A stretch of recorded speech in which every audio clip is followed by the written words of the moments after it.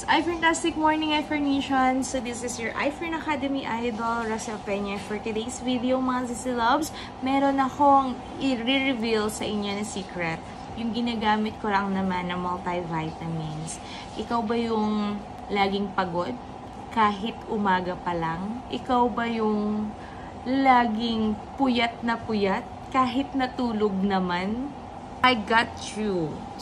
So, kaya naman mga Sissy Loves, mga Mima, so I'm glad na i-introduce sa inyo ang aming multivitamins. So, ito din yung ginagamit ko kahit buntis ako. So, para ma-sustain ko yung mga energy na nawala sa akin everyday. Ito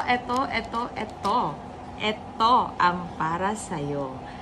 Multivitamins.